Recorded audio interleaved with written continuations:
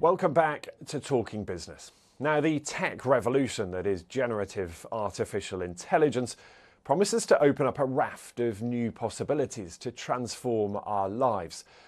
But it's also set to come with an increased risk of cyber attacks, as criminals use the same advances and harness their own AI models. Well, one company that's fighting back is Veracode. And for more, I caught up with its big boss. Brian Roche, good to have you on the programme. And I want to start with that idea of always needing to stay ahead of the cyber criminals. That battle is getting tougher, isn't it? It is, Ben. Thank you so much for having me. At Veracode, we're focused on building the most comprehensive application risk management platform that helps developers and security teams secure their software, which can't be more important at the moment because, as we've seen with the adoption and broad-scale usage of artificial intelligence, we see both developers and hackers leveraging artificial intelligence as a means of driving efficiency and going faster. But the challenge, Ben, is that as they adopt artificial intelligence, much of what they're adopting is code that's not secure. In fact, we know that 45% of the code that comes out of artificial models is not secure. So our mission has never been more important. Now, your business itself was founded by hackers, and I wonder how your business has now changed with the advent of generative AI.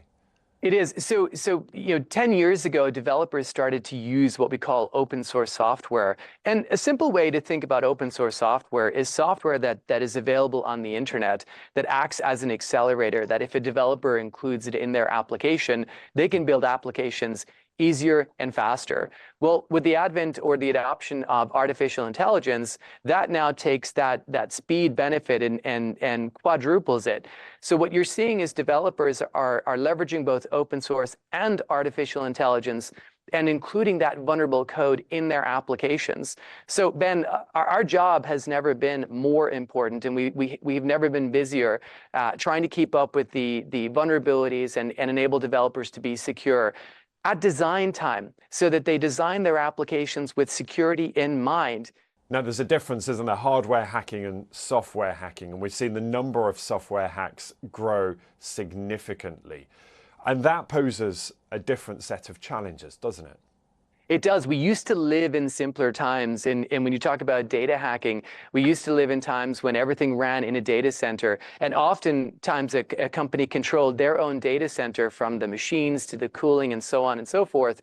But what we're seeing now is that almost everyone has some form of cloud adoption. And in fact, what we see across our customers is that many of them have upwards of 70+% of their applications now running in cloud environments.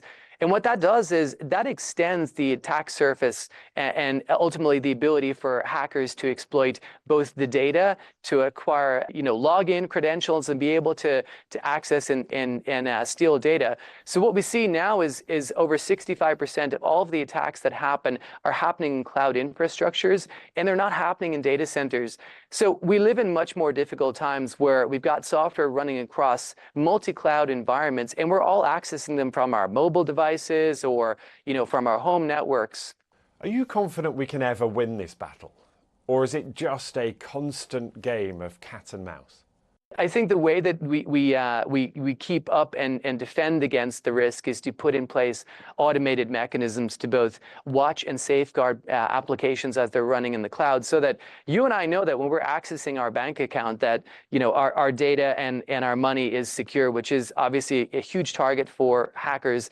I think the future is going to be artificial intelligence, fighting artificial intelligence, and having an autonomous system, and then monitoring it so that we can have the ability to react whenever we identify any kind of malicious or nefarious behavior. Aren't AI models learning all the time? So is there not a world in which AI could learn to be more secure?